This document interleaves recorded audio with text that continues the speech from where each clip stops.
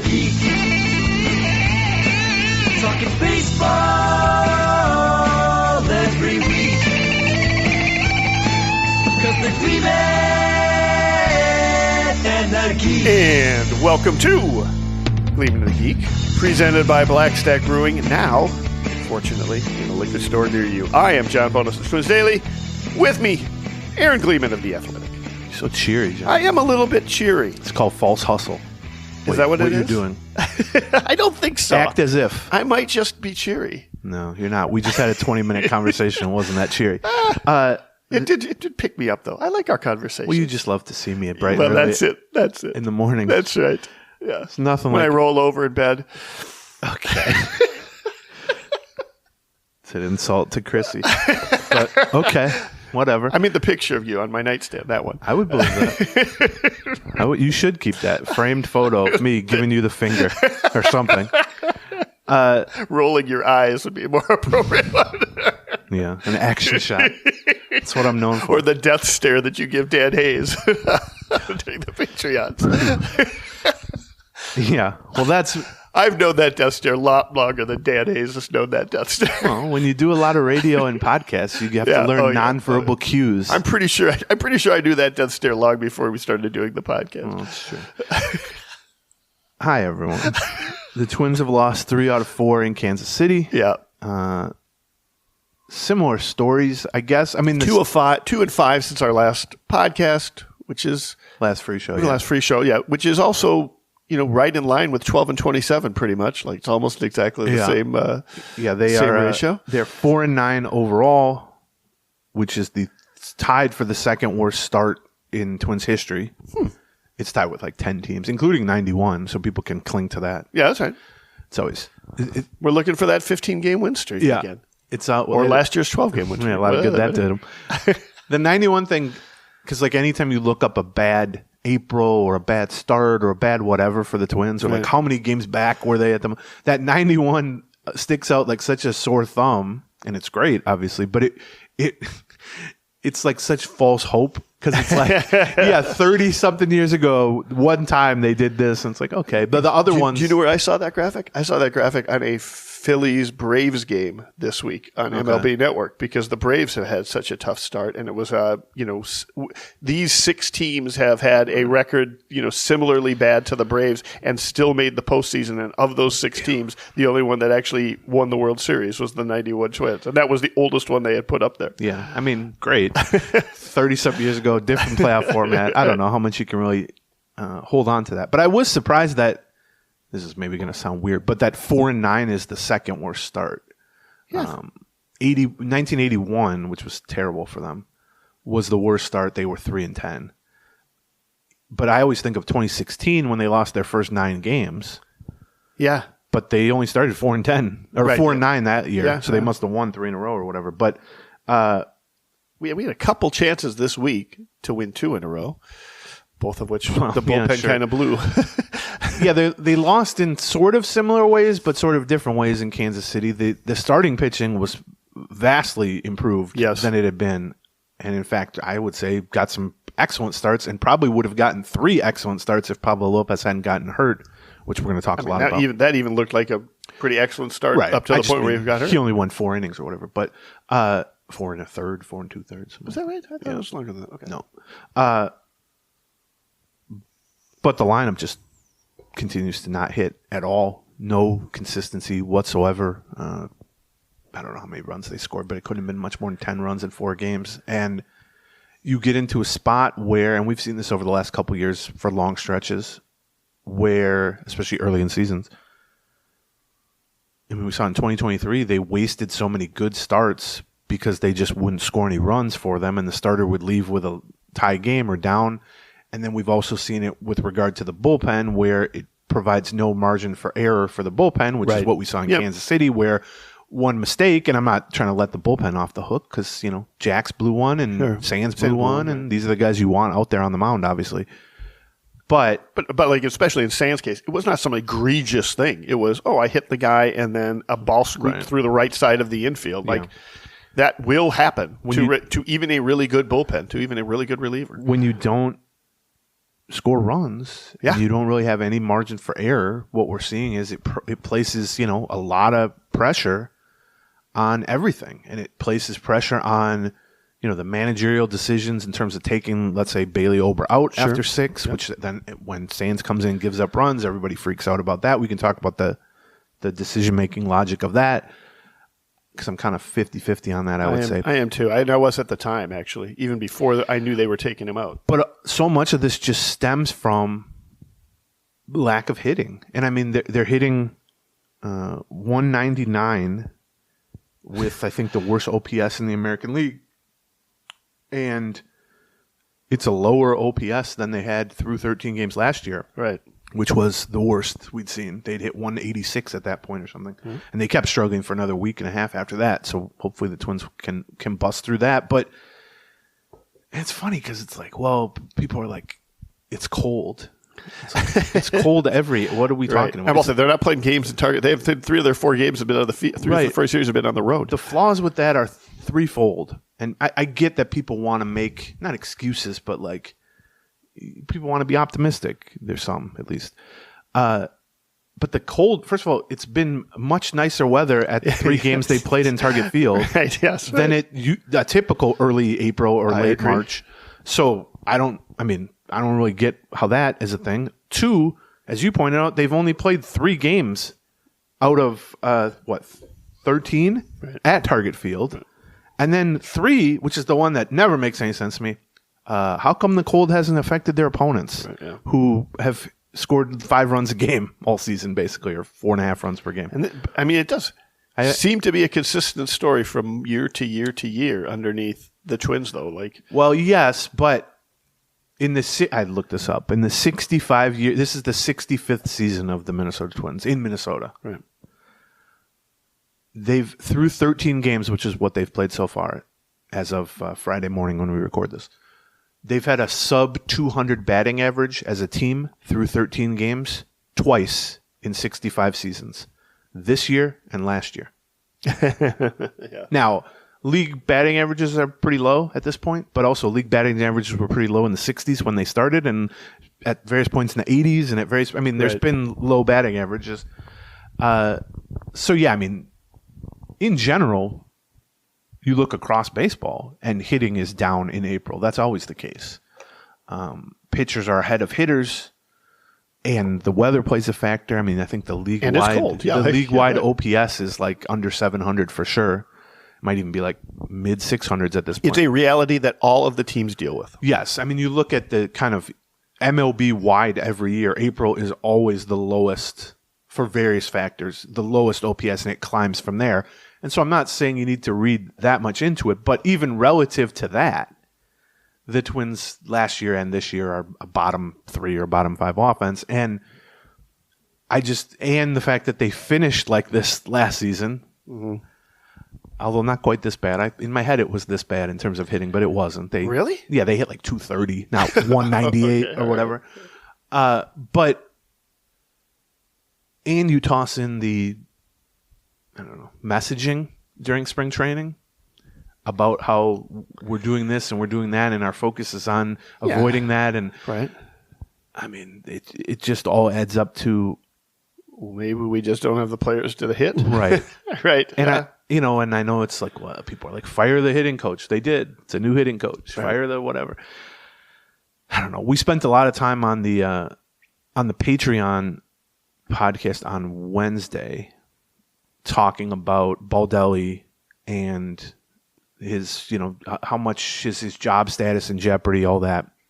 And we spent like 35 minutes talking about that because it's a very hot topic, obviously. Well, we do a mailbag for the Patreon. People get to ask us questions. Many questions and were there were a about lot of questions about that. Yeah. So if you want to hear an in-depth discussion, I think we hit the pros and cons of it. I think it was pretty lengthy. We're not going to get into that, but Patreon, patreon.com/Gleeman. We would love to have you join us. It's $2 a week, and you get all kinds of, at least 2 episodes a week in addition to the one you're listening to right now, commercial free and all that. But so, at some point, if this continues, this was sort of how we broke into that conversation on the Patreon, saying, this will kind of answer itself if they continue to play this poorly. Right. whether or not it's justified, a team cannot go 12-27 down the stretch to, fumble away a playoff spot. A 90-some% chance of making the postseason. And then make very few changes to the roster or the coaching staff or the front office even from that, and then have a terrible start the next season and not result in changes. Now, I don't think 4-9 hits that quota, but they got the Tigers coming to town. They got the Mets coming to town. 18, Mike. Yeah, right. I mean, if this goes on for another month, certainly, then this thing's going to sort of answer itself. But we talked about that, I think, from all sides on the Patreon. So because clearly there is a lot of blame to go around, and we talked a little bit about. I mean, we talked a lot in that conversation about how we tend to look at the players first. The front office itself is not to blame, or is not without blame. Well, that's what I always kind of. Right. I get that people's, across all sports, fire Zimmer, fire Rocco, fire whoever, fire Finch, sure, whatever. In every market. Yeah, in every market for every team, whatever. That's the easiest thing to do. Like you say, you can't fire the whole team, so you can fire the manager. I get that. And again, I'm saying if this continues for much longer, it's going to be hard not to feel that's justified. Sure. Whatever you think of Rocco Baldelli as a manager. But I do think that the loudest voices on that, the kind of just fire the manager, fire the coach, and we've been doing this for a long time, 20 years at least, seem to come from the people who are paying the least attention to the team in terms of detail. Maybe. So it becomes very easy to, you don't know who the 11th guy on the roster is, but you know who the manager is. Right. And I mean, I will say that a lot of Twins fans for the past 5 years thought Thad Levine was running things in the front. And I'm not blaming people. It's our job to know that. It's not a random fan's job to know that.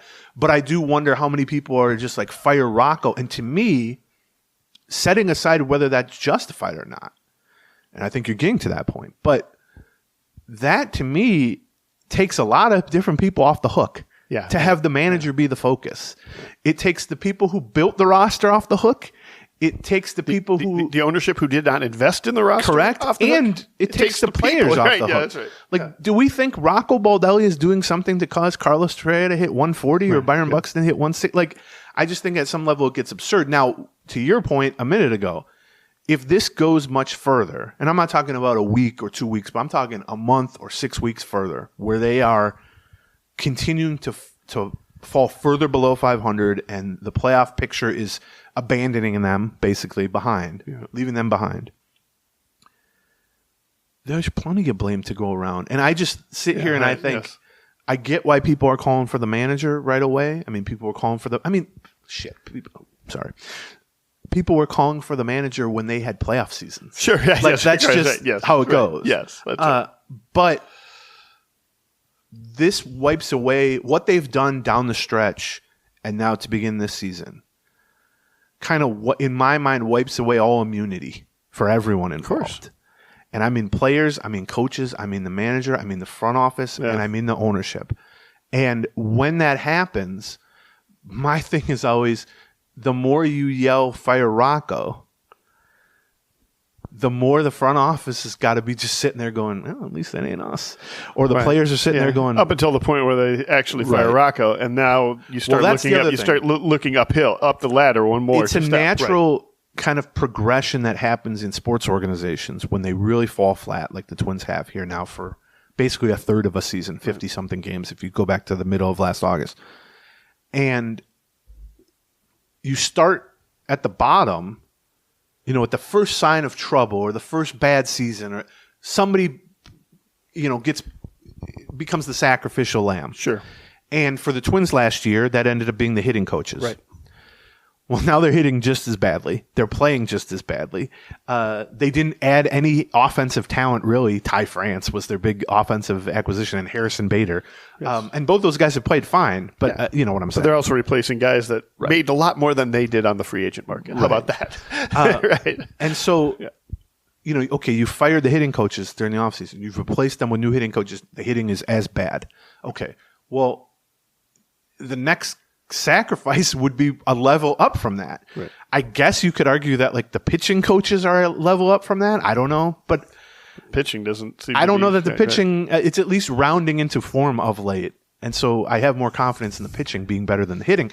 But the real level up, once you have parted ways with coaches, assistant coaches. yeah, prominent assistant coaches, Right. or an entire department basically in the hitting Right. department. Well, the next level up from that is the manager. Right. And then to your point just now, the next level up from that is the front office. Well, yeah, and then you start taking a look at, well, how come none of the young hitters seem to be develop into actual things? Well, then they take a look at the minor league organization, Right. or maybe you take a look at the scouting, or maybe you take a look at the drafting, or maybe you take a look at the person making the decisions, or maybe you actually ownership doesn't want to take a look at itself on this, but they're the ones who have to make, because they have to make the changes, or maybe you take a look at the new owner comes in and says, am I blaming the front office or am I blaming the past owner that I had? I mean, there's a lot of evaluation that's going to go on around here, right? And that's, I guess, you can pivot a lot of ways. my thing is to point to one aspect or one person even in all of this. If if you said you can only blame one person, Right. or one department for this, it ain't going to be the manager. I just don't think a manager has that much influence. When they were winning 100-something games in 2019 and everything they did was going right, go back and listen to the episodes there. We were not positioning it as Rocco Baldelli being their most valuable person during that time. Yeah. I mean, and so I think I've remained pretty consistent on that front. I'm not going to sit here and say that the manager is immune to criticism or shouldn't be blamed, or for that matter, job should be safe given how they played. That's just not how this business works.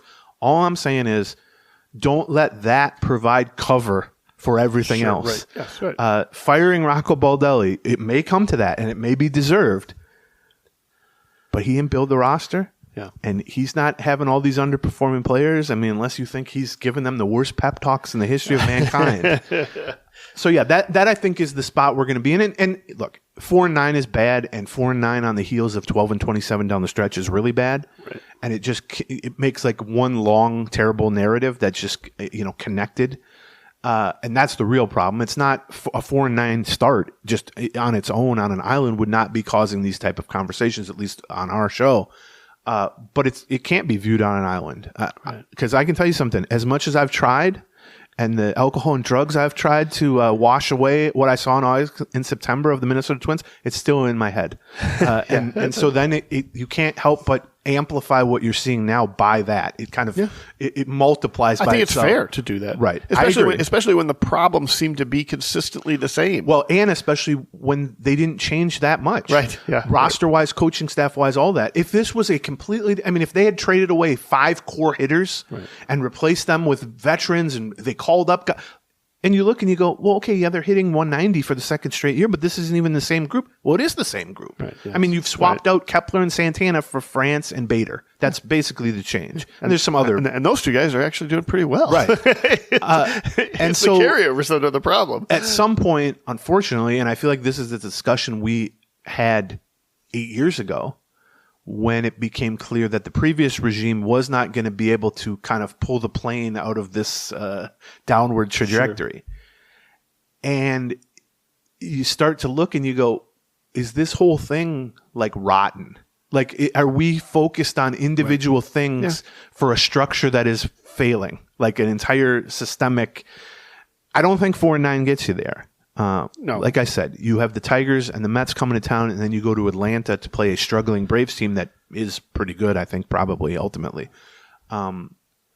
But your margin for error in terms of being competitive, winning either in the division or as a wild card playoff contender is now like basically zero. Because even just looking at the most baseline numbers, the Twins were projected, 83.5 was their over-under, I think. That, And, Fangraphs, Baseball Prospectus, any projection had them low 80s, like co-favorites in the Central, low mid 80s, but not in a meaningful way because they had the top 4, all of the non-White Sox teams were like in the 81 to 84 win range. Right. So it's basically a 4-way tie kind of. Well, just looking at that, 4-9, you're already 2 or 3 wins off that. Yeah. And so if you slice 2 or 3 wins off, now you're at 80 wins basically, which is where they were at last season. So I think for people who want somebody's head on a stick or somebody's heads on a stick, I get it. But I think 4-9, as much as nobody wants to hear this, is too early. But it wouldn't be too early like 3 weeks from now. Right, yeah. I mean, the 4-9. This is a real crossroads, I think, this home series where they get 6 games against 2 pretty good opponents. Yeah, right. 2 teams that have been on recent winning streaks. I think they both got snapped, but they're... Having only played 3 of the first 13 games at home. Now you get home for a full week, basically. You play 2 series, one against a rival in your division and one against one of the most expensive star-laden rosters in the Mets. If you don't go, I mean, at minimum 3-3, if you fall further below 500 during this, and then you head out to Atlanta and maybe you drop 2 or 3 there, like, it's, to quote Yogi Berra, it's getting late early. Right.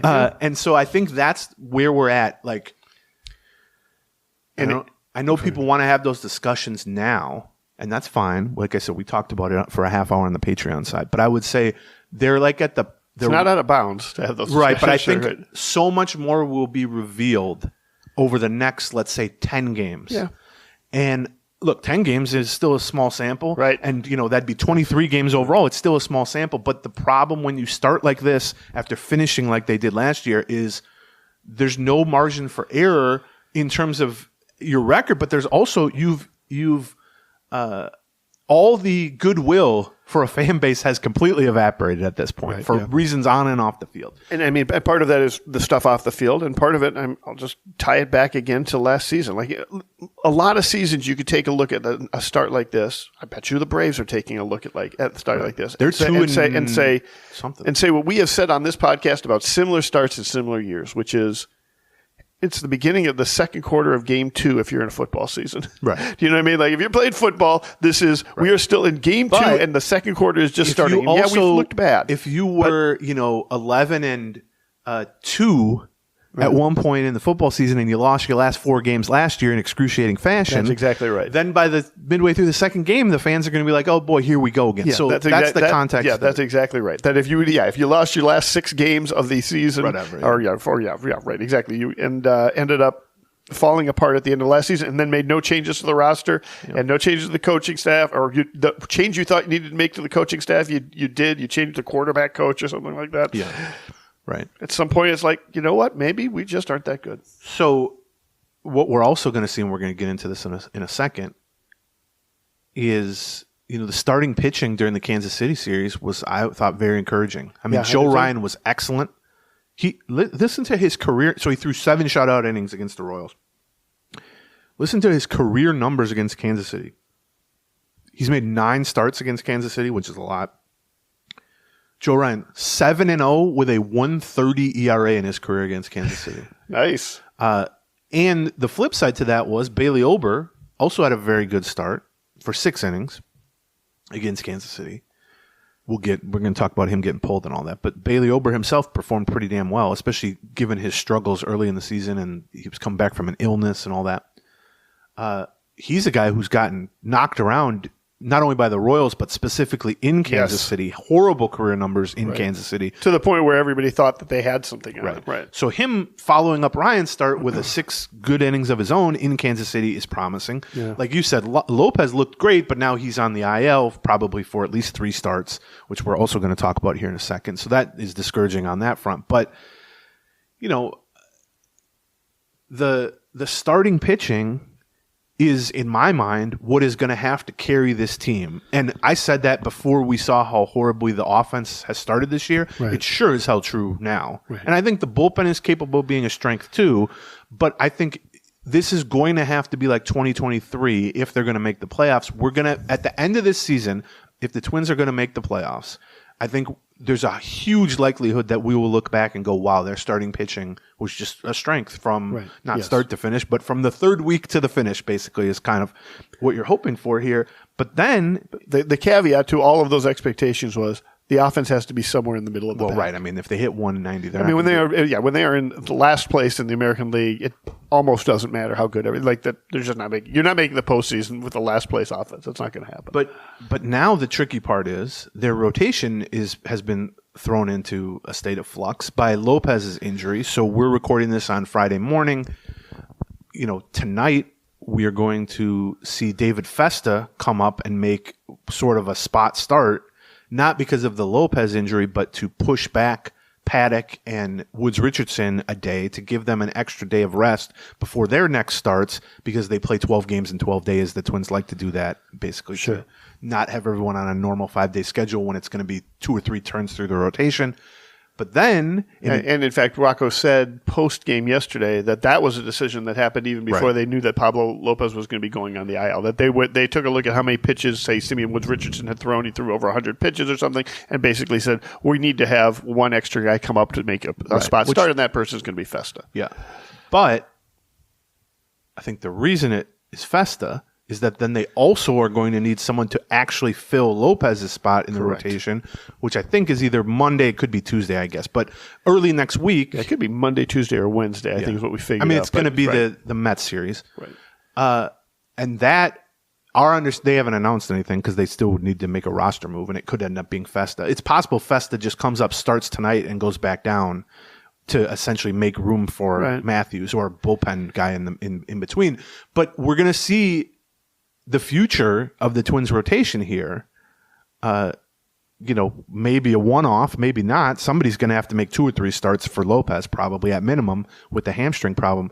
And so we're going to see Festa tonight, and then I think we're going to see Matthews either Monday or Tuesday against the Mets. And my question there is, first of all, that adds 2 very, unreliable, just because of their youth, dimensions to this rotation that we're just talking about had started to kind of round into shape. Well, this throws that into flux.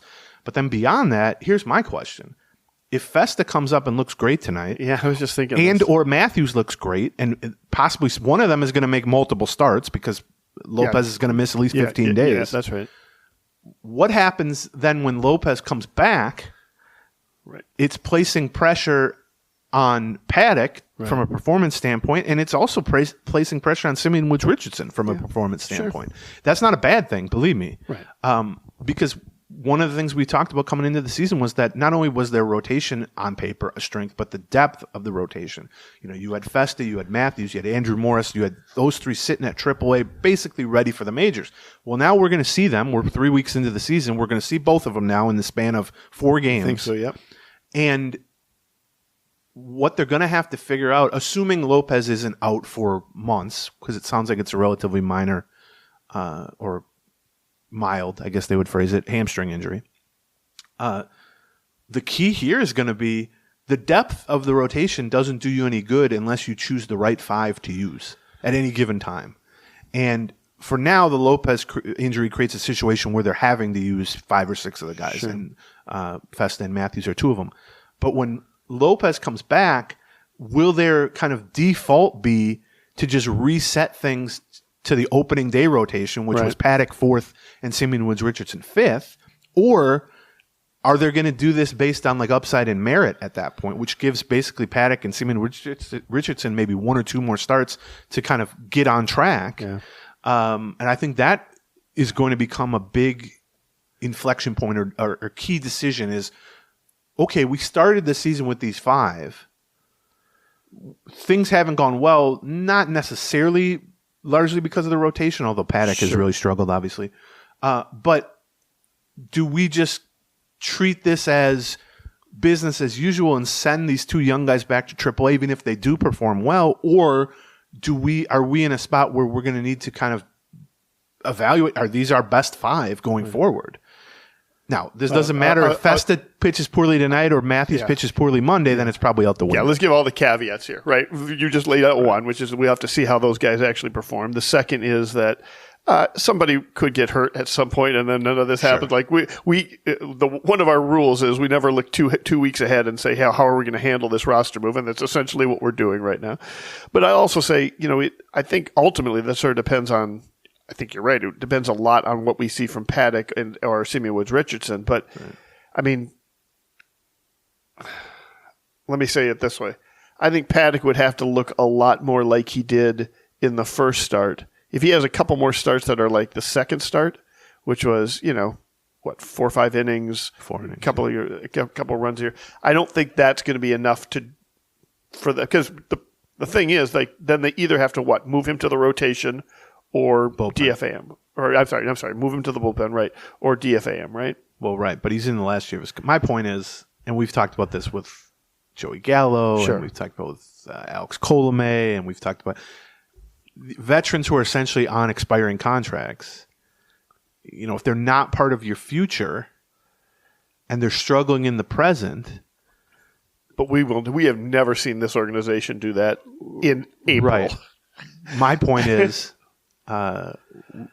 they shouldn't always I'm not go down with that ship. I agree. I mean, we've seen them do it in August a lot, or September and August. but can I tell you we've something, occasionally John? seen it in June. It ain't going to matter in September or Well, August. I'm with you 100. No, but I guess maybe that we're talking about the should they versus will they. The answer to will they is, I mean, not unless Paddock is a complete disaster. Well, I wonder about that because we've talked about this year after year of, fill in the blank veteran J Happ and I mean all these underperforming veterans who are basically on 1-year contracts, and Paddock is essentially on a 1-year contract. It's the last guaranteed year. But rarely has there been a alternative as good, not only in the short term, but with a long-term future for the Twins as Festa, Matthews, Morris. True. It's one thing to go, oh my God, why are they sticking with J Happ, or why are they sticking with Shoemaker, whoever? I'm literally looking at when they DFA'd Shoemaker. Yeah. It has to have been June, right? Yeah, June, I think. And that's the earliest one I can remember. Well, of them Happ ever they doing traded this. at the deadline, which was like late Right. July, but they didn't have Zebby Matthews and David Festa and Andrew Morris waiting in the wings at that point. And so you would hope that the decision isn't just about the veteranness, but also about, well, who's the alternative?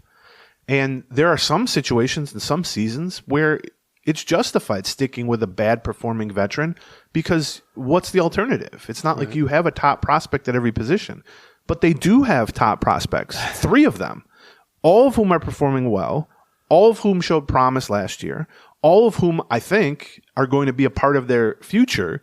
And Chris Paddock is not going to be a part of their future. I mean, there's just very little chance of that, but it's also worth noting that they had every opportunity to trade Chris Paddock this offseason. They very much could have just shed him and the $7 million that he's owed and chose not to do that because my understanding is they felt like it wasn't worth just dumping the salary, that they wanted some value in return for Chris Paddock. And okay, we debated that.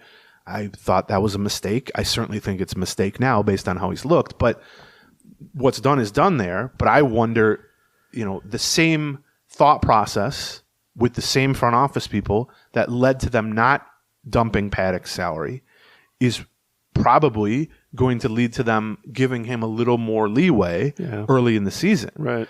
Well, to me, that's just potentially compounding one error with another error. It's sunk cost, right? Yeah. Right. Or Paddock can go out there this weekend and shove and look great, which he did at times in the first half last year. He certainly had a handful of good starts last year. Or Festa can struggle. Matthews can struggle. I mean, we've seen Matthews struggled in 9 starts last year with the Twins. Festa was pretty good, but he had a bad AAA outing. So that to me has become now in the overall wreckage of the first 13 games where we're talking about a lineup hitting 190 and we're talking about blown leads and everybody wants the manager fired and all those storylines. It's become a real point of intrigue, at least in my mind. The thing I will be paying most attention to probably over the next 2 weeks, let's say, while Lopez is out, is how do they sort through 7 or 8 starters for 5 spots, because it's not enough, given how badly they've played, it's not enough to just go, we got great depth. Right. Well, what good does that do you if they're in St. Paul? And the guy you have in Minnesota or Minneapolis is not performing well. So that's what they have to figure out. I did just take a look at the timeline for Matt Shoemaker because Shoemaker, certainly they had even less invested in him than they had invested in Paddock. $3 million. And I was trying to remember who he was replaced by. I'm guessing it was perhaps Bailey Ober or Griffin Jacks was the guys that were maybe called up to end up replacing him. So his last start was June 2nd.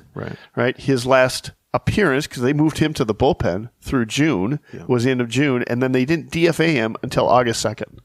Right. Which I don't know what happened in July. They sent him to the minors. That's what I thought. And then he publicly criticized their coaching. And never played in the majors again. I think went to Japan and was not good there. Matt Shoemaker was an interesting guy to cover. I had a couple because that was the Zoom season where we did all our interviews on Zoom. Yeah, right.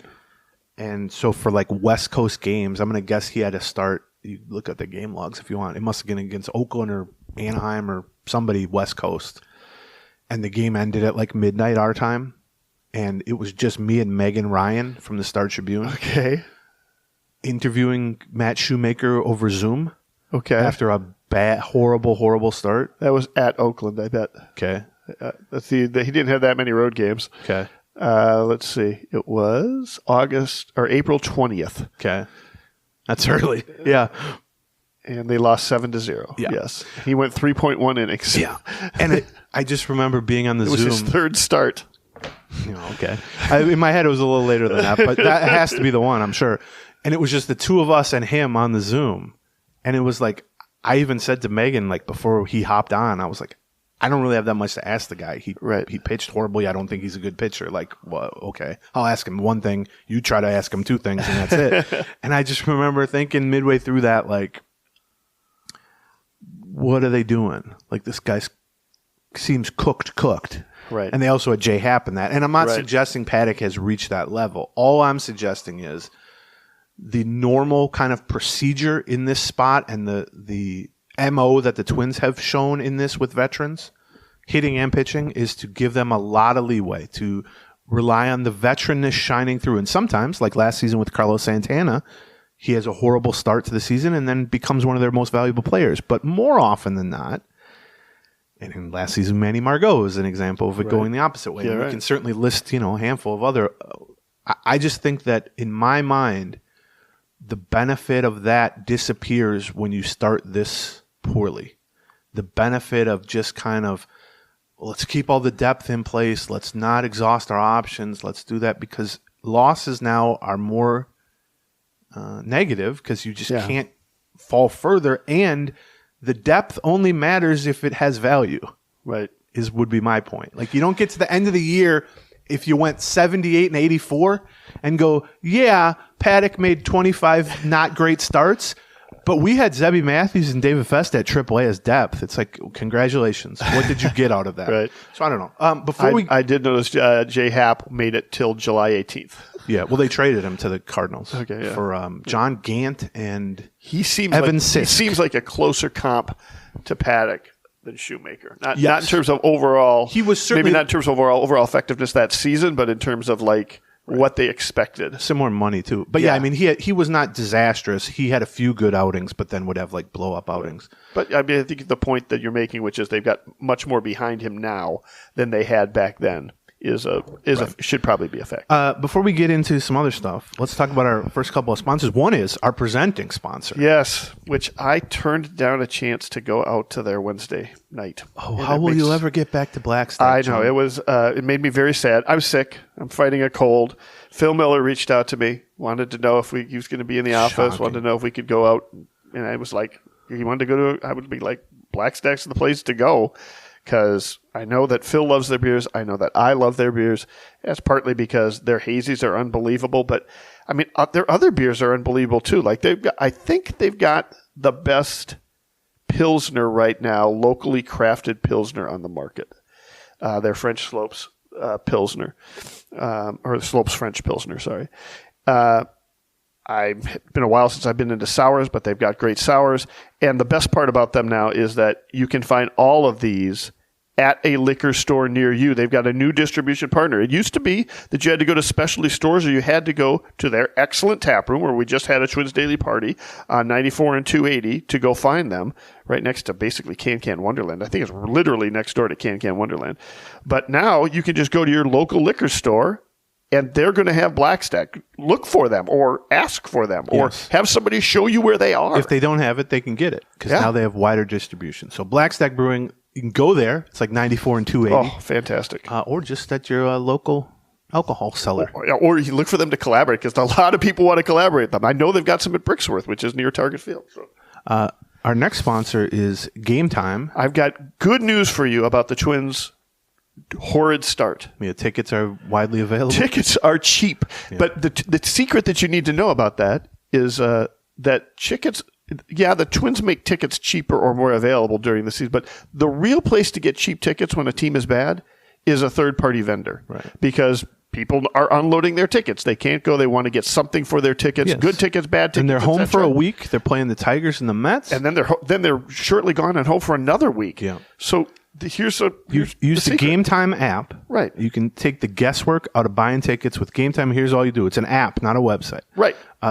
You just download the Game Time app, you create an account, and then you use the code Gleeman. Yes. And you get $20 off your first purchase. And then the other thing is the app itself will show you like the best value propositions.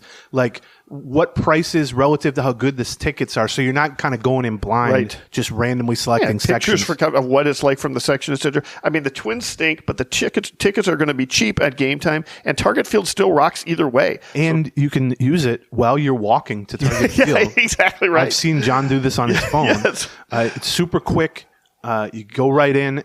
So use the code Gleeman with the Game Time app for $20 off your first purchase. Terms apply. Create an account on the Game Time app and redeem the code GLEEMAN for $20 off. Okay. Let's see. Did we hit all the? I am excited. pitching stuff? I am excited to see Festa and Matthews. So I was talking. It gets to Chris, lost in the shuffle. I was talking to Chrissy this weekend about. I'm like, we're going to go to a Saints game this weekend and we're going to wait and see which one Festa or Zebby Matthews is pitching at. It's going to be my first Saints game of the season. Yeah. Oh well. Now I might not see either of them You if can I can do still a watch Andrew Morris. Andrew Morris tonight. You watch Dobnik. You can watch. I pitched think I heard Martin left with an injury yesterday. Yeah, looked like hamstring. Hamstring injury. But I also, I kind of thought about Keishel. Can watch him there, and that might be like we were talking a little bit about, who might get called up, who might not get. But we were talking a lot about Brooks Lee, and we'll probably continue to talk about Brooks Lee. Yeah. But it occurs to me, nobody's really grabbed that second base job at this point. First of all, he's off to a slow start, and he's not even playing full games at second base yet. I heard he was playing part games at second base. Yeah, but I wouldn't be shocked like 3 weeks from now if he's at that point. Yeah. 3 weeks from now. 3 weeks from now. Everything could be different. Right. 3 weeks from now, we're going to know a lot. I guess that's how I open this show, and I'll repeat it. 3 weeks from now, I would say even 2 weeks from now. After this homestand, the Brave series, and then, like you said, they come right back home for White Sox. Yeah. I don't remember who the second team is, but I think it all will be revealed. And I don't mean to say that their record at that point is like set in stone. We're going to know if they're playing. Sure. But I think that the general direction of this team is going to have revealed itself fully. And I know some people are listening to this now and go, it's already revealed. They're terrible. Okay, right. Maybe. 2 weeks, I would say 10 to 12 games from now. So, yeah, like 2 weeks. I think we're going to have a much firmer grasp, even within the context of still being April and all that stuff, of where this team is headed. Because if they are not 500-ish by that point, I don't even think small sample really applies because they're going to be behind the 8 ball at that point. Especially so that next home series that you were talking about, yes, they're facing the White Sox, and then they're facing the Angels. So that is, 6 very winnable games to sort of get Although back the on Angels track. are in first place, I think. But, I agree with you. And then they go on the road to Cleveland. Right. So I'm saying by the time they go to Cleveland, which would theoretically be a very big matchup. Right. Which is still April. Right. Yeah, right. Yeah, right.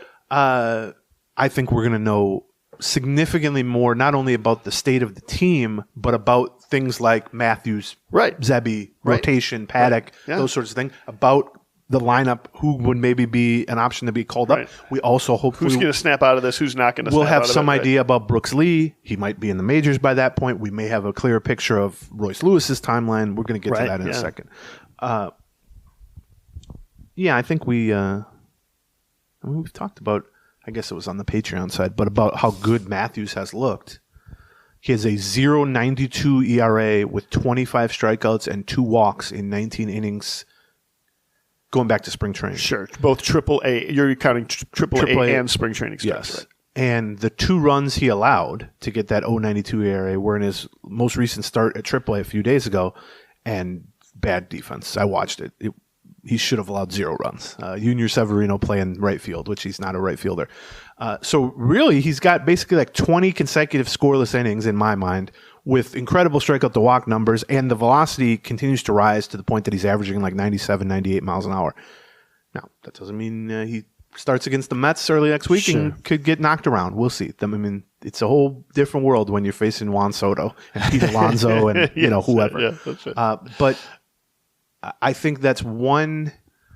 I don't want to say bright spot yet because we haven't seen him perform, but it's at least one thing that a fan can interest themselves in. Sure. Is these guys will be a part of the future of this rotation. If you're looking for a cavalry, right. I'm not even sure. I mean, look, rookies and guys like this often aren't great. Right. I mean, that's par for that course.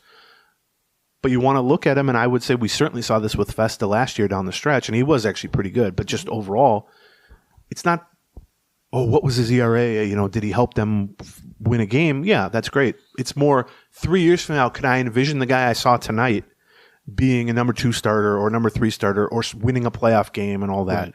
And I think that's what you want to look for in these guys. But let's talk a little bit more about the lineup, just because that's dragged them down now that's the story. 2 Aprils in a row. Right. Like I said, they're hitting 199 with a 596 OPS. Through this same point last year, it was 186 with a 609 OPS, which tells me they hit for a little bit more power at this point last year. That's right. Like I said, twice in 65 years, they've had a sub 200 batting average at this stage of the season. It's this year and last year, which is a hell of a thing.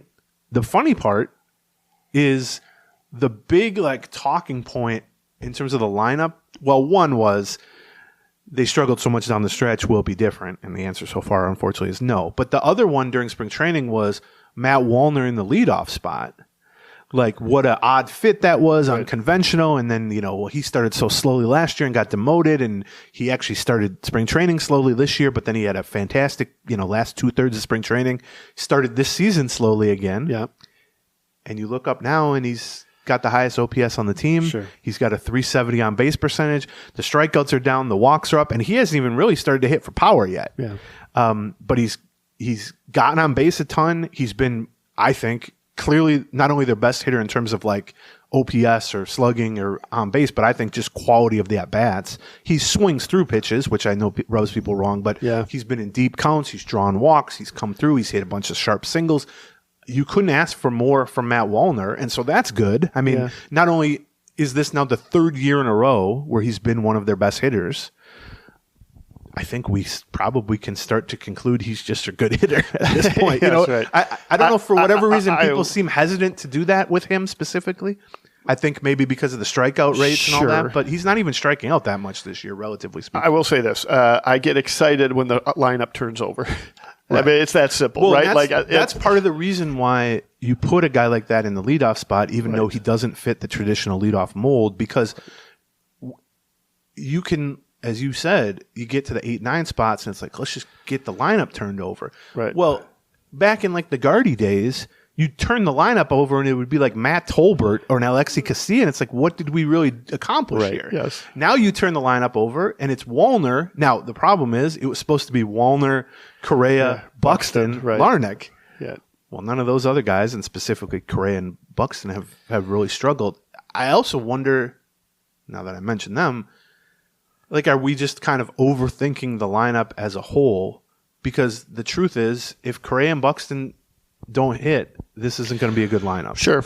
I mean, that's just the reality of the situation. If your 2 best hitters, and I'll throw in Royce Lewis, who hasn't appeared in a game, but is probably their 3rd best hitter. I mean, those are their 3 best position players. Carlos Correa, Byron Buxton, Royce Lewis. If one of them doesn't play, Lewis, and the other 2 are hitting a combined 150, right, you're going to have a bad lineup. I mean, that's just the reality. Now, you can also point to guys like Miranda struggling. Larnach hasn't really stepped it up yet. The catcher spot has been a negative. I mean, there's all sorts of things you can point to. Yeah. I mean, really, the only guys who have hit so far are Wallner, Ty France lately, during this Kansas City series, basically. Willie Castro, sort of, has been pretty good. And then Bader early on. Right, yeah. That's it. Of the 13 or 14 position players they've used there. So, do we think Correa and Buxton are going to be terrible for the rest of the season? I don't. But if they are, the Twins aren't going to score very many runs. Sure. Right. I mean, that's what it is. I mean, it is what do they call it? 2018 or 2016 or a system-wide failure. Total system failure. I mean, that was a Polak quote. Jim Polak. Polak, yeah.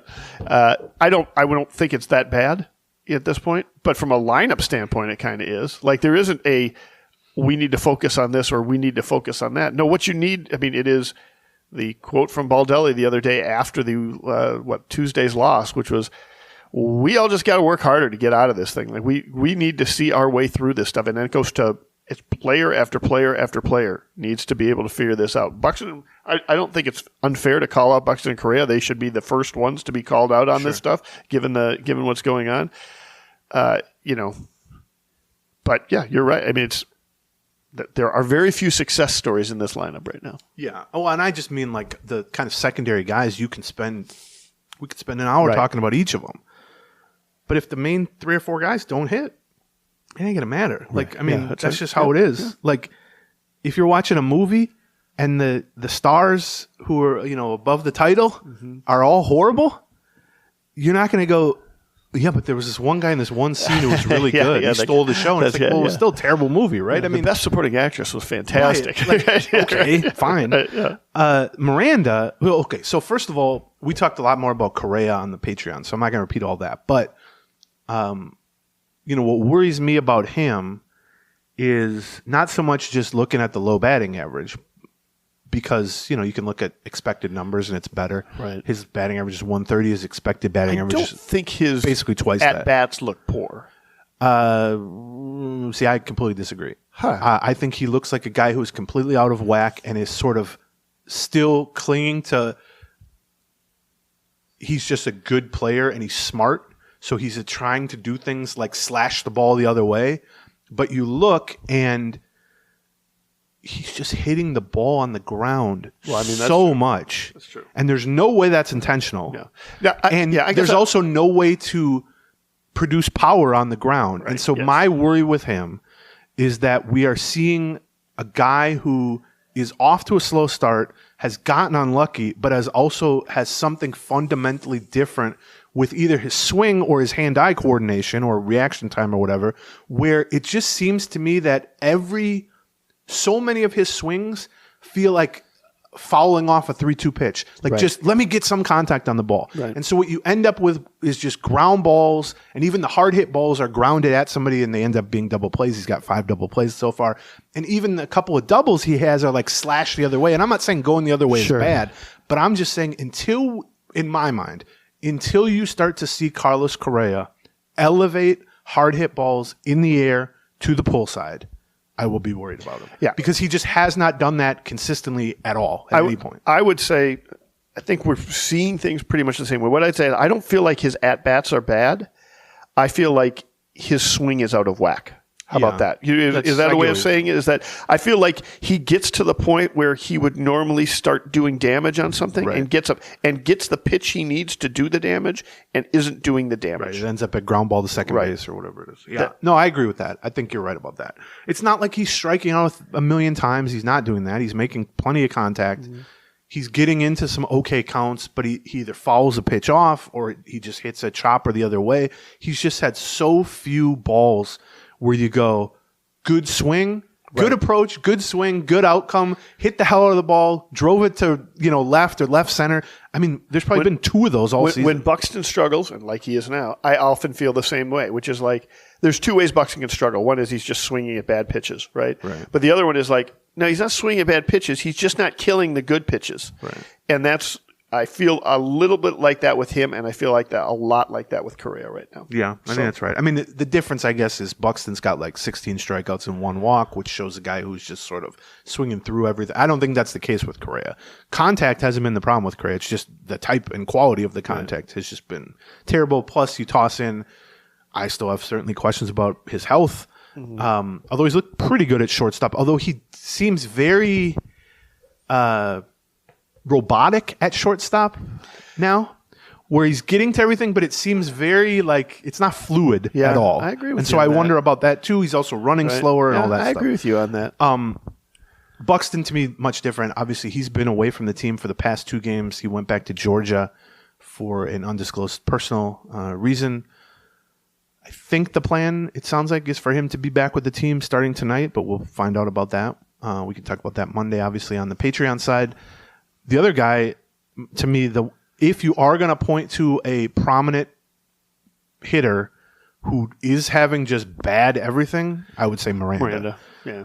And I mean, literally 3 weeks or 2 weeks before, a week and a half before spring training, watching how he was being used in spring training and also how he was performing in spring training, like just how he was approaching at bats and what he was doing with various pitches, I expected him to be hitting 5th or 6th in this lineup.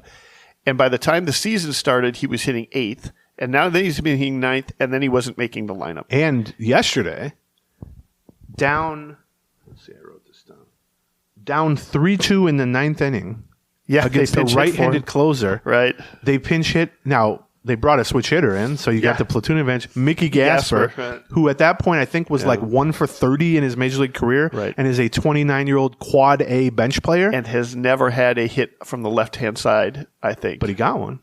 Yeah, well, was it listed as a hit? I think so. Okay, good. It's a line drive in the box score, brother. Okay, all right. So it worked, I guess. But if you're Jose Miranda, that's a lot of writing on a lot of walls to be like, like you said, I'm batting 8th. I'm not even really playing every day. Right. And the guy I'm losing playing time is Eddie Julian, who isn't exactly, the star in the manager's eye at this point. You know what I mean? Right. And down a run against a closer, I know it's righty on righty, although Miranda has had reverse splits throughout his career anyway. Right. That doesn't bother them, right? They're pinch hitting Mickey Gasper for him. You got to be saying to yourself, when Brooks Lee comes back, and certainly when Royce Lewis comes back, although that may still be a while, we definitely need to open our spectrum of possible people on the way out when guys start coming back. I don't necessarily know it's going to be just like Deshaun Kersey or Mickey Gasper. I think it could end up being Miranda or Julian. But much like with Paddock, like we talked about, they do have some time here to put together a good homestand, to hit some balls hard.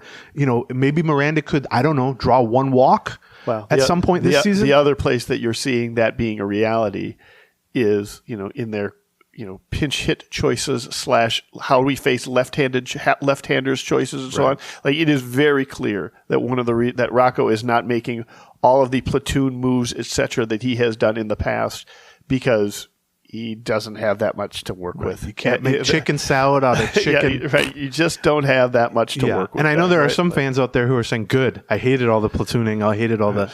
How you digging this? Yeah, right. I mean, you still want to be able to bring a righty off the bench. You still want to be able to... They don't have that. But I mean, that's that's completely expected. Right. I complained about that all offseason. I said, I don't think the pieces fit that well in games. And then once you end up taking a couple of those pieces away with injuries, it becomes even more obvious, right? A couple injury updates.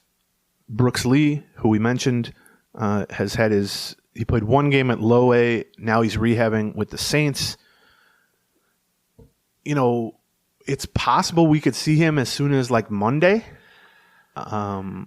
My sense, and I think I would agree with this if this is the direction they took, was I'd want to see him actually perform well at AAA, even for 5 games, have some good plate appearances, pop a double or a homer or two, because he didn't have a particularly great spring before he got shut down with the back spasms. And he really didn't hit much at all past the first week with them last year. Yeah. And so the assumption that, once he's healthy, we'll get him back in the majors and back in the lineup. Maybe they take that approach because of the struggles of guys we've talked about here. Because he does, if nothing else, he solves a lot defensively. Because he can play all 3 infield spots, and he's a plus guy at second base or third base. Whereas, Miranda has struggled mostly offensively. He hasn't looked great at third base either. I mean, we're talking about, what they're doing to kind of give the pitchers some extra rest. Correa's been shortstop a lot, too, right? I mean, Lee would be the backup shortstop over Castro, most likely. So, I'm curious to see how they handle Brooks Lee. I personally would want to see offensive production for him, even just in a short window at AAA. Yeah. But they may just think, we just need the defense and the flexibility and the switch-hitting bat, and we'll just count on him coming around offensively. I wouldn't be against that. I don't know that he really has much to learn still at AAA. I mean, he's going to have to come up, join the Twins lineup and produce at some point. I just would like to see him get a little bit of like a kickstart before he does that, but we'll see. He's only played 2 games for the Saints and 1 game at low A. So yeah, we'll see on that. And then with Royce Lewis, we got an update. We haven't gotten an update. We'll get one tonight because he stays back. He doesn't go on the road trips. We'll see if you get one tonight. Right. We'll attempt to get an update. I wouldn't be shocked if they wait till the last day of the homestead to give you an update. I wouldn't be shocked with anything at this point when it comes to injury information in this team. But he's roughly 3.5 weeks into what is probably a 6 to 8 week minimum return timeline for a moderate left hamstring strain. And so, that cavalry isn't coming anytime soon. He's certainly going to have to go out on a rehab assignment. Because he didn't, I mean, he was hurt 2/3 of the way through spring training. So it's not like he was on the verge. And he's going to end up missing over a month, whereas Brooks Lee only misses a few weeks. It's a little bit of a different situation. But yeah, I'm of the opinion that Lewis will miss at least all of April. And probably some of. I mean, we're kind of getting to the point where I'm not sure how he wouldn't. We're probably a week away from him.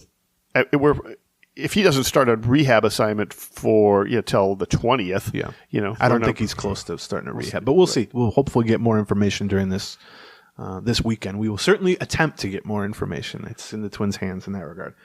So that's really the help on the way. We talked about Keishel is still coming back from elbow surgery and isn't off to that amazing of a start offensively, but he's not going to be an option to call up. You could call up Manuel Rodriguez, except he's a left-handed hitting corner outfielder, of which you already have 2 of those, so that doesn't really solve anything. You could have looked at Austin Martin, who was hitting like 450. Right. Now, they're all singles, but still hitting 450, getting on base a ton. But he was playing center field last night and seemed to really tweak something in his leg. It looked like a hamstring. Help getting off the Well, that's what happens with a hamstring. Right. So he's probably out of the mix for a while. So this lineup, other than Brooks Lee, they're going to have to do the digging. There isn't somebody with a shovel showing up, other than Brooks Lee, maybe shortly. Speaking of doing some digging, let's cover our next sponsor, BetterHelp. If you want to do a little bit of digging, you're looking for some help on the way. It takes a lot of, I'll say, personal courage. And, you want the time. Sometimes it just takes the right amount of timing, the right day to decide that you want to try and find some therapy. To reach out to a therapist and stuff. And then you're like, okay, I'm all ready. And then you get to like, oh, but how do I do that? Who do I talk to? Who do I even ask, like who to go to a good therapist? Do I admit to my friends that I'm looking for therapy? Once I find therapists, oh, geez, they're all booked. Well, BetterHelp gets past all of those obstacles that you have to deal with once you've decided to go out and reach for therapy. They can get you set up with a real licensed therapist, typically within a few days. They can then tailor the actual therapy to what you're comfortable with. So if you want to do a video chat, hop on a video chat. If you don't want to be on camera, you do a phone call. If you're like me and you hate being on the phone, you can just type back and forth. They'll figure out a way that can fit your comfort level and get you talking to a therapist that can help you. And your well-being is worth it. So here's what I want you to do. If you're ready, visit betterhelp.com/Gleeman today, and you're going to get 10% off your first month. That's BetterHelp, HELP.com/Gleeman. Our last sponsor, one of our longest time sponsors, Harry's Razors. Yep. I don't want you to get Harry's Razors for you. I want you to get Harry's Razors for the next person whose face is going to be close to yours. I didn't understand. I didn't understand for years how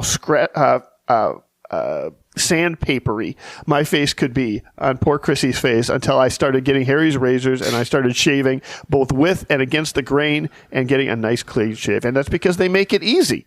They make it much easier than my old razor provider used to make. Yeah, it's annoying to have to go to a store and beg some annoyed worker to unlock a case for you. And then what ends up happening is you end up using a worn-out razor longer than you ought to because it's such a hassle to get a new one. Well, not to mention more expensive. Yes, but with Harry's, you just go to harrys.com, you place an order, they ship it right to you, packaged well, designed well, less expensive because they've cut out the middleman, and you can get started with a $13 trial set. And what you get with trial set is a 5-blade razor, from a German engineered factory. Like these are good 5. It's got a weighted handle. Right? Yep. You got they'll give you some foaming shave gel, and it comes with a travel cover case. $13 value. You can get it for just $3. Just go to harrys.com/Gleeman. That's HARRYS. harrys.com/Gleeman for the $3 trial set. Give Harry's a try. Reward that person who's willing to put their face next to yours. Or maybe if you shave nicely, there might be a person who wants to put their face next to yours. So let's work from that standpoint too. True too. Yeah. Not all of us are swimming, and people want to put their I'm just saying you don't want to penalize somebody who's willing to put their face right next to your. Yeah, I heard you and your penalizing. Had about enough of it. Okay, let's see on the lineup. I don't know. That's they got to get their heads out of their butts, basically. I know that's not analysis, but there's only so much analysis to be done when the team's hitting 190. The best hitters on the team are either not in the lineup or hitting 140. Yeah. The secondary players are struggling. You can point to Wallner, you can point to Bader, you can point to France. They need some level of consistency, or they're going to just continue to be in a spot where you're wasting good starts, and also you're putting incredible amount of pressure on a bullpen that cannot afford to bend, or else they will break. Yeah, that's right. And what we see is what we've seen, basically. Yeah, and it's difficult to do any deep dive analysis on any one person when you've got 9 of them struggling at this point. Right? We could do a half hour on Correa. We could do a half hour on Buxton. We could do a half hour on Miranda. We have covered the catcher situation or whatever. Right. I don't know. It's or the possible, pinch hitting opportunities they don't have. That's the way it is. I just don't know what to say about the offense. I mean, I think we both expected it a lot of levers to be the weak spot of this team, but we didn't expect it to be a weak spot of this team. We still thought. I mean, they scored the 10th most runs out of 30 teams last year, and that's with the second half collapse. That's right. And I know you can point to Royce Lewis being out, but that's the norm at this point, is Royce Lewis not being available for long stretches. He certainly didn't carry the team in August and September. And you can point to Brooks Lee being out, but Brooks Lee hasn't shown anything in the majors so far. Yeah. So to me, that's kind of like the weather as an excuse. It's like, okay, that hasn't helped. Right. Would you be better off with a healthy Royce Lewis and a healthy Brooks Lee? Sure. Would you be better off if it was 75 and sunny every game you've played? Absolutely. But this is beyond any of that. Let's finish up with a few just random news and notes. Walker Jenkins, who is their best prospect, but because he is a Twins prospect, he is now injured again. He's already really been injured 3 times, I think. I mean, he got injured on opening day of last season. He crashed into a wall. Right, yeah, right. Then in spring training this year, like early March, I want to say, like the first week of March, he sprained his ankle. Right. Missed some time, came back to play opening day at AA, played 2 games, went like 1 for 8 or whatever it was, missed 2 games, and has now been placed on the 7-day injured list. With the same ankle. Yes, left ankle sprain. Right. I mean, from all I can gather, it's not a serious injury, but also it's the same injury that he's now had for 6 weeks, basically. Yes, right. And, not being a serious injury hasn't really stopped bad things from happening to Twins prospects before. It's a bummer. On the other hand, he's 20. He's starting the season at AA. It's not as if a healthy Walker Jenkins was going to be called up next month anyway, but you just want him to be healthy so that he can fully develop, so that he can play 100 games, cannot be, limited, can run in center field as opposed to being a DH a bunch of times, all that stuff. So hopefully this is a minor injury. They certainly are talking about it as if it's more precautionary, but they also said that 6 weeks or 5 weeks ago or whatever when it was the initial injury. So he's on the AAIL. We talked about on the Patreon side. We don't need to cover it that much. But speaking of former top hitting prospects who had too many injuries, Alex Kirilloff announced his next step in life. He's become a realtor. And Lavelle said he's going back to school also. Oh, cool. Or I guess not back to school, going to school. Okay, good. Because he was drafted out of high school. Right. But he's announced his retirement in, I think, late October at age 27 because of all the wrist and shoulder and elbow surgeries that he had. Yeah. And then the latest one being the back and spine, same thing I've got. Called it quits at 27. Said at the time when we were on Zoom, I think Phil Miller is the one who was like, "You're 27. What are you going to do with the rest of your life?" And Kirilov was like, Which is just the worst question to ask a 27-year-old. Yeah, but it's the question on a lot of people's mind. Yeah, right. And he said at the time, Most of us get it at 23, but yeah, he was like, "Well, this is a lot right now." Retiring at 27. Right. So I'm just going to kind of take some time with my family and figure out what I'm going to do. But he did mention that he had some interest in real estate, or just, I think he said business overall. So now it's, some months later, and he's joined a real estate firm in Florida. And in fact, he will be focusing on Fort Myers, which is where he lives. Right. Because he spent so much time there. But for people who don't know, Fort Myers, in addition to just being where the Twins play spring training, so he spent 6 weeks every year for the past 6 or 7 years there. It's also home to their low A Fort Myers team, which used to be their high A team, which he spent at least a year there, or a season there, coming up through the minors. And it's their home for their year-round training complex or base. Right. Yes. And he has spent countless weeks rehabbing their various injuries while in the majors. So he spent a lot of time in Fort Myers. He no doubt knows a lot of people in Fort Myers. Also, the Alex Kirilov name, if it's going to carry any weight, will carry weight in Fort Myers. Sure. And hell, he could just make business renting condos to the Twins every February and March, basically, if he wanted to. So that's the next step for Alex Kirilov. I mean, I wish him well. It's just a shame, obviously, and I feel like, he showed flashes of being exactly the type of hitter that he was hyped up to be, but those were so few and far between because of the injuries. I mean, he never got more than a month healthy at any point, really. Yep. And, we saw him get hurt. He occasionally showed just enough promise to get you really excited about what he could be again, and then find out then he'd go back in the tank for a little while and be like, oh, he's been hurt for 6 weeks. And then he would have a surgery and I feel for him, but I think by the end, and this is me, reading between the lines, but I felt like announcing his retirement, as painful as it was at age 27, having not even really gotten a fair shake at a career, he seemed like a little part of him seemed relieved. Like this is over. Like I don't have to have another surgery, and I don't have to rehab for the next 6 months, and I don't have to have my dream dashed again with some swing or some diving play where I get hurt again. Maybe 3 years from now or a year from now, he decides I'm going to give it another try. He's certainly still young enough to do that if he can figure out the back situation. But in the meantime, I don't know. I hope he sells a bunch of houses, and I hope he finds some enjoyment in that, and I hope it fills whatever void was not kind of fairly filled by baseball. Because he's a guy who... Will you be reaching out for a place to stay at spring training? I'll be in the market for a condo. Course, if my own back problems he's going to be like, I remember what you used to write about me. Yeah. We'll see what your condo... I've got a great place for you, Gleeman. I feel like I was always pretty hopeful about him. Okay. But yeah. Hopefully he... the real estate is interesting for a guy who...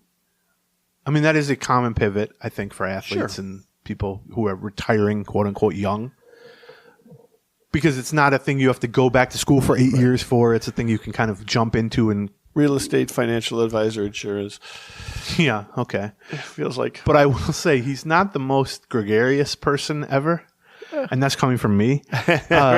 He's a man of few words. He's a strong silent type, I guess. So I wonder how that will play when he's got to be like, and this is a great closet. Like what? Maybe. Really? Yeah. I don't know if he can fake it. He feels like me in that regard. It's like I personally think I would be the world's worst realtor. So whatever. I would sign off on that. Yeah. I'd be good at the contracts and stuff, detailed. Sure. But I'd be like, here's the keys. Look around, I'll be waiting out here. Like, I don't care what house you buy. Like, what? Yeah, that's right. And they'd have some, how's the school district? How the hell would I know? I don't know. I don't live here. Right. Even though I did live here. Do you ever really know? Yeah, I don't have kids. Get out of here. This weekend, this homestand, I guess. We talked about, lineup has to step up. Stars have to step up. The rotation stuff that we talked about. Another, I guess, off-field thing is, and we talked about it off the first series, the home opener series. I am so fascinated to see what the attendance is. Yeah, well, yeah. Yeah. Maybe I'm wrong. It's supposed to be pretty good weather, too. Yeah. Like it's going to be 60, 70 degrees tomorrow. And, and Detroit's not Sunday. a huge draw, but Detroit is an interdivision rival who made the playoffs last year, and you would think the Mets would be a pretty big draw. I mean, any native New Yorker who's here, or any Juan Soto fans, or any, whatever in terms fans. of seeing a big name. Right. They're certainly an interesting team. I'm very curious. My prediction is that the attendance is really bad. Now, I don't just mean this series. I just mean I think they're going to be in for a rude awakening, they being the Twins, on the attendance front. But if they are getting, high teens or something like that during these series, then maybe I'm wrong about that. But I'm 66 degrees tomorrow, 65 degrees on Saturday, or on Sunday. Yeah, I mean, 52 and rain on Monday. That might be interesting. But this goes back to what we were talking about with the weather being not a valid excuse at the beginning. Right. This is what it is in April. This is actually nicer than most. No, I mean this as a good. I'm saying this as a good thing. I'm agreeing. Right. Yeah. I mean, I've sat through not only rain delays and rainouts, but snow delays and snowouts in April at Target Field. Of course. And so 60 degrees. My point is I'm excited to go to the game Saturday and Sunday because it's going to be decent weather for April. It's going to be fantastic weather. Yeah. This is May weather. One other thing Not Florida. I was thinking about as I was watching, the pitchers botch fielding play after fielding play over these last 2 weeks with balks and throwing balls away. Right. And, Jax made the big one. What was it, Varland who made a bad? Sands. No, you're right. Varland It was threw one Varland. away. Yeah, Varland threw it at the runner. Yeah. Right. I mean, I've never seen something like this in 13 games where you've had multiple back-breaking balks, multiple back-breaking throwaways, multiple pickoffs gone bad. It's very strange. Yep. This maybe is the first time where I've thought, I wish Burt Blyleven was back in the broadcast booth because one of the 12 things he just repeated over and over and over again was that the pitchers are the best athletes. Are the best athletes on the field, and I would really like Bramer and Blyleven for one more game so Bramer could go, how's that theory working out for you, Burt? Yeah. How's these pitchers' athleticism working for you? Because I did think about that. I used to think a lot of the stuff that Blyleven said was tongue-in-cheek because he wants you to have the vibe that he's saying things for humor. But as the years went on, I realized it's not really tongue-in-cheek. And there's and that was an example of it. I think it's a bit. Yeah, I used to think that. I think it's a bit. I mean, it might not be. I mean, he turned into a bit, so I get that. Right. That was part of my issue with him at the end. But, pitchers not necessarily the best athletes on the field. Otherwise, they wouldn't be pitching. With that said, the guys who are making errors here are good athletes and should be good fielders. Right. Yes. If I remember when the Twins used to face CC Sabathia, I remember there was a bench clearing thing where Torrey Hunter, I think twice in the same game, bunted on him. Yeah, right. And after and then he threw at Hunter or something like that. I think Hunter threw the ball back at him, if I remember. He caught it. I might be mixing up two bench clearing things. But Hunter after the game was like, if you don't want people to bunt on you, be a better fielder or be in better shape. Right. Because CC Sabathia now is lost 100 and something pounds. Yeah, I know. He looks great. I wouldn't bunt on him now. No. But back then he was 300 and something pounds and he didn't move that well. So why wouldn't you bunt on him? But yeah, I'm maybe we've seen this level of fielding mistakes or the sheer number of fielding mistakes from the pitcher spot before. But to have it be at the start of the season when everything else is going bad and have them be... Everything is amplified because the offense stinks. Well, yes, but also right. Every fielding mistake has led directly or at least somewhat to a loss. Right. I mean, there are some situations where a guy throw a ball away and it just didn't end up mattering. But it leads to a loss because there's no room for error because the offense stinks. Right. So yeah, I can't remember the last time I've seen something like this. And we talked about this on the Patreon too. It's what do you really do about this? Right. I mean, I know people will say make them do fielding practice for the rest of their lives. Yeah, okay, they do. I don't think it's a lack of repetition thing. I think I don't know what it is, but it wouldn't surprise me if we didn't see another bad fielding play from it reminds me of when Royce Lewis came up and hit 1,000 grand slams in the first month. Right. And I said on the show, and people got so angry at me. I said, it wouldn't surprise me if Royce Lewis never hit another grand slam. And people got why would you say that? Why he had already had 4 in But my point wasn't about Royce Lewis. Right. My point was just about the probability of this stuff. Just because it grouped together doesn't mean it will continue To be fair, you really hate Royce Lewis. Yeah, and grand slams Grand and slam. pitching errors. Yeah, that's I really hate Royce. I would wonder if there's ever been anyone who has ever met Royce Lewis Said I really hate for more Royce than Lewis. 20 consecutive seconds who disliked Royce Lewis. Exactly. I'd be curious about that. Maybe that's a poll I'll take. Who in here dislikes him the most? But yeah, fielding, I guess that's something to watch. But I mean, now I'd be afraid Festa and Matthews will come in and airmail something in the center field. That'd be funny. Yeah, it'll be hilarious. John. And then the last thing. It's a virus.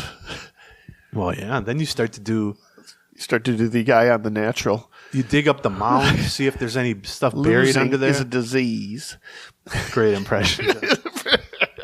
The man of a thousand voices. Or John's the man of a thousand voices. They all suck, but he's the man of a thousand voices. I was saying to someone the other day, one of my great regrets in life, and you think, boy, he must have a lot of them just looking at him. I do, but that I'm not good at impressions.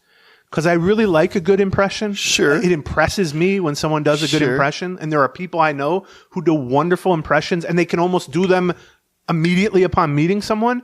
And the only impression I can really do is Patrick Royce, which is like the 101 level impression. Yeah, sure. Like there's no one who can't do a Patrick Royce. It's like Christopher Walken. Yeah, right. I can't do any impressions. Right. My impressions all end up just sounding like this dumb guy. Right? That's just how I do a John impression. It's a me impression. It's a Good Dice Clay. Yeah, but that's unintentional. Jack and Jill went up, but not really. If I could change one easy thing about myself, well, I'd lose a few pounds, get a little hair, I'd get a better co-host. That would be one I'd work on. Good luck with that. Yeah. But an impression would be, I'd like to be able to do a better John impression. All you have to do is start getting up early, like some weekday morning, and go into the power trip, because they love to just look at you and go, okay, now do this impression of so-and-so. Yeah. And then we all mock it. Yeah. I think I can do a good... See, and then this is the real shame of it. I think I notice a lot of weird details about people that if I could do the voice itself... You could do the mannerisms I could do the mannerisms and the things they say, which makes me angrier. Yeah. Like, I could do a great John Bonus impression, but I can't get the voice, so the rest of it is... Like, I could mimic the things John says and does. It's not that hard to do a Kermit the Frog impression. Yeah, right. Well, when you have these Barry White-esque pipes, it's hard for me to... Yeah, I guess. What are you? That's what you do? Yeah, there, I can do that. Great. Yeah. The problem with that impression is it's really annoying to the people around you. So then people get mad at you for doing the impression. So it's like, yeah, you sounded like him, but I just want to punch you now. So anyway, the last thing I have here to talk about, and maybe I'm off on this. I was curious to get your thoughts. Not delving into the realm of politics, because we almost never do, but the stock market situation. I started to wonder as I saw my life savings disappear, and it was, ones of thousands of dollars at that point. Is there a possibility that if things continue to go the way they are lately about the stock market, it could affect the twin sale efforts? I don't think so. No? No. In fact, I'd say just the opposite. Which way do you think it's going to affect it? Negatively or positively? Well, that's interesting. It would cause the poll ad, I get what you're saying. It would from cause a buyer standpoint, it could cause the poll ads to have even a tighter squeeze on their finances, which could cause them to be even more, I don't want to say desperate, but motivated to sell. Potentially. But what I was thinking was, from a buyer standpoint, if there are three guys who each have $5 billion. And they're all worth 10% less than they were a week ago. Or they're less 2 weeks liquid, ago, or they've had to borrow money and all this stuff. It's not a crazy idea. I was thinking about, I think that's a fair question to ask. I will just say a couple. Who should I ask? You're the one I decided to ask. I mean, I guess, I suppose if it was in investments, they're like, oh, I'm going to free it up for cash to kind of get this sale done at some point, and now it's essentially 10% more. I think that's a fair question. It's also probably going to be a tougher environment to borrow huge amounts of money. On the other hand, it's also easier to say, you know what, you want an asset where you don't have to worry about it falling 10% on a regular basis? get a effing baseball team. Well, sure. Because if you take a look at what the Pohlads paid for that, I actually did the math on this, but the Pohlads paid for it in 1984 versus now, it's basically a 9% return. It's like a 9.5 annual return. Annual return. Compounded. Which, by the way, when you've got a $1.5 billion piece, means that next year it could be $1.63 billion. Well, and in fact, over the last 2 years, according to Forbes, who estimates, it's risen $110 million while the Twins have cried poor. Okay, yeah, and that isn't a 9% increase, but it's a significant enough increase that you're like, okay, if you're looking for an investment like that, I think from the Pohladian standpoint, like I said, I think they're more worried about the commercial real estate market. There's pure speculation. They're more affected by the commercial real estate market than they are sort of the overall stock market on this stuff. I guess, to what extent they are looking for liquid cash to shore things up, and they still have stocks that they don't want to give up. Maybe this makes them less likely to sell those stocks for liquid cash, but that also would mean then they are more desperate more likely to sell the team. So yeah, I was more thinking overall, like with the Wolves, which that saga is finally coming to an end, thankfully. Right. But 6 months ago, the big talking point was that Mark Lowry, who's partnered with A-Rod, publicly said, I've put together $940 million in an account. It's just sitting in an account somewhere. Right. And the day they tell me this is done, I'll send it to Glenn Taylor. Right. So he made a point of saying, I've liquidated whatever assets, and that's just going to be more difficult to do in this environment. I wonder if that was part of the process up to this point. I wonder if there was a process, a month ago, such that somebody was like, "No, I am going to liquidate a lot of the stocks." Yeah, but you wouldn't do that. I've got a good friend who has, a retiree, etc., who took a look at basically Trump coming to power and went, "I am getting all of my money out of the stock market immediately," and has been watching this with great glee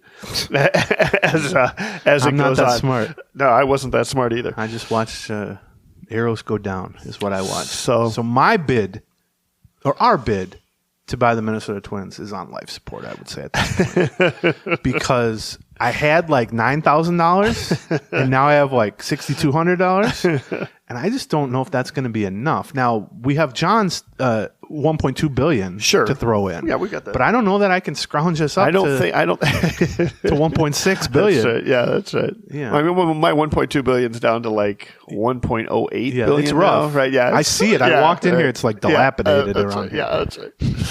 Chrissy was wearing a potato sack, and she had like grocery bags on her shoe. That's kind of her kink, so Okay.